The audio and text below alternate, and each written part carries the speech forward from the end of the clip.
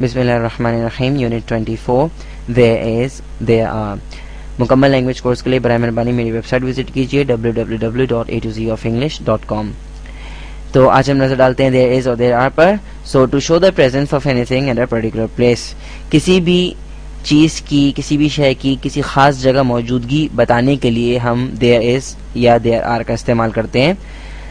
اور مثال کے طور پہ two boys are in the classroom, یہ جملہ انگریزی کے حساب سے بالکل غلط ہے. اردو میں تو یہ جملہ بالکل صحیح ہے کہ کلاس میں 2 لڑکے موجود ہیں یا 2 لڑکے کلاس میں موجود ہیں, لیکن اس کا آپ جو ہے ترجمہ انگریزی میں اس طریقے سے نہیں کر سکتے کہ two boys are in the classroom انگریزی, کیونکہ یہاں پر آپ جو ہے کیا کر رہے ہیں, 2 بوائز یعنی کہ 2 لڑکوں کی موجودگی بتا رہے ہیں, لوکیشن بتا رہے ہیں ان کے کسی کہ وہ کس جگہ پر موجود ہیں. تو 2 بوائز کہاں پر موجود ہیں, کلاس روم پہ موجود ہیں, یعنی 2 لڑکے کلاس روم میں موجود ہیں. تو آپ کو جملہ کس سے شروع کرنا چاہیے, دیر از یا دیر آر سے, کیونکہ انگریزی کے قواعد ضوابط کے مطابق جب کبھی بھی آپ کسی شے کی موجودگی کسی خاص جگہ پر بتائیں گے تو اس کے لیے آپ کو جملہ کس سے شروع کرنا پڑے گا, دیر از یا دیر آر سے.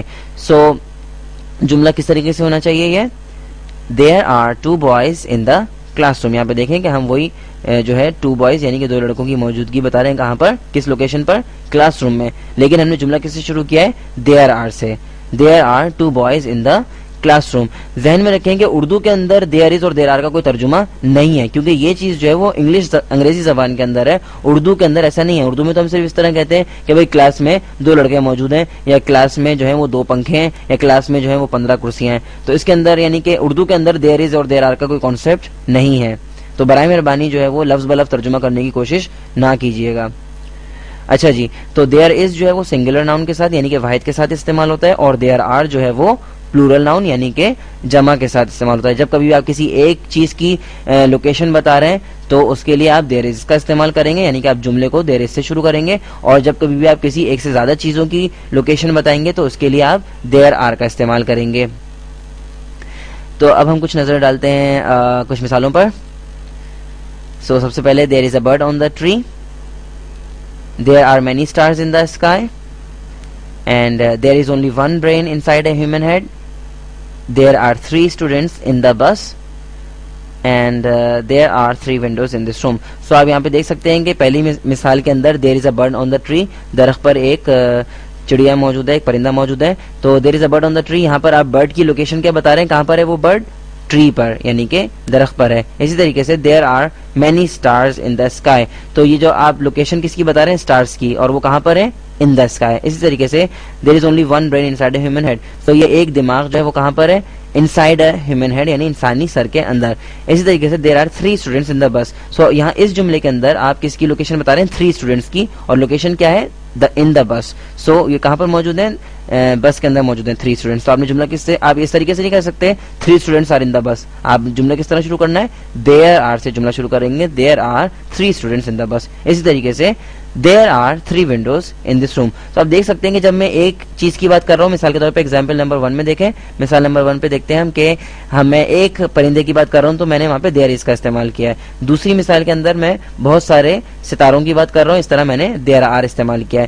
تیسری مثال میں ایک ذہن کی بات کر رہا ہوں, اس لیے میں نے جملہ کس سے شروع کیا ہے, there is سے. اور چوتھی مثال میں 3 طالب علموں کی بات کر رہا ہوں تو اس لیے میں نے جملہ کس سے شروع کیا ہے, there are سے. اور 5ویں مثال کے اندر بھی میں نے جو ہے وہ 3 ونڈوز کی جو ہے یعنی کہ 3 کھڑکیوں کی مثال دی ہے. 3 جو ہے وہ کھڑکیوں کی لوکیشن میں بتا رہا ہوں, تو وہ کیا ہے, پلورل ناؤن ہے 3 ونڈوز جو ہے, اسی لیے میں نے جملہ کس سے شروع کیا, there are سے. اب ہم اسٹرکچر پہ نظر ڈالتے ہیں کہ افرمیٹیو یعنی کہ افرمیٹیو جملے یعنی کہ ہم کس طریقے سے بنائیں گے.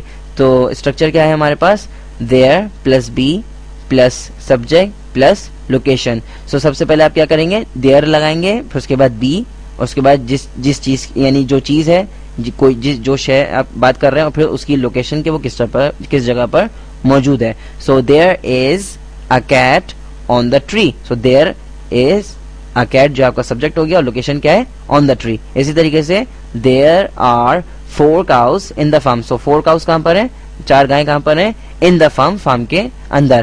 سو یہاں پر ایک بلی کی بات کر رہے تھے تو ہم نے there is استعمال کیا, اور یہاں پہ نیچے دوسری ایگزامپل پہ ہم 4 گائیں کی بات کر رہے ہیں تو there are کا استعمال کیا. نیگیٹو اسٹرکچر پہ نظر ڈالتے ہیں, تو there plus be plus not plus any plus subject plus location. So there is not any cat on the tree. there are not any cows in the farm.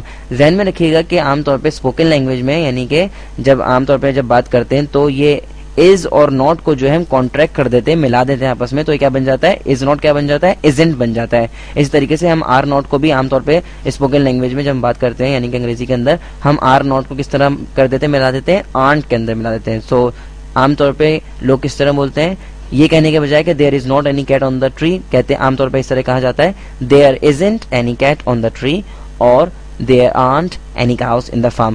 اگر آپ کو یہ چیز جو ہے وہ کانٹریکشن کہلاتی ہے, یعنی کہ تو اگر آپ کو کانٹریکشن کے بارے میں معلومات نہیں ہے تو برائے مہربانی میری ویب سائٹ وزٹ کیجیے, وہاں پر آپ کو یونٹ نمبر 3 ملے گا کانٹریکشنز کے بارے میں, تو ان شاء اللہ تعالیٰ آپ کو کانٹریکشن کے بارے میں کافی معلومات وہاں سے حاصل ہو جائے گی. اب ہم نظر ڈالتے ہیں انٹیروگیٹو یعنی سوالیہ جملوں پر.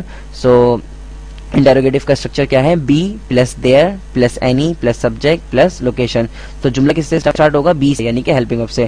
سو is there any cat on the tree, are there any cows in the farm. so ذہن میں رکھیں کہ جب ایک چیز کی بات کر رہے ہیں تو is there سے جملہ شروع کریں گے, اور اگر اس سے زیادہ چیزوں کی بات کر رہے ہیں تو are there سے جملہ شروع کریں گے. شارٹ ریپلائز یعنی مختصر جواب کس طریقے سے دیا جاتا ہے, is there any milk in the refrigerator. Short reply yes there is اور no there isn't, یعنی ہاں ہے یا نہ یعنی یا نہیں ہے. مثال کے طور پہ yes there is, no there isn't. اسی طریقے سے are there any apples in the refrigerator.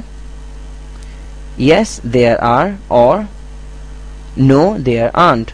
so جب کبھی بھی آپ شارٹ ریپلائی دینا چاہیں there is یا there are کا تو آپ کس طرح کے دیں گے, yes there is یا no there isn't. اسی طریقے سے yes there are یا no there aren't.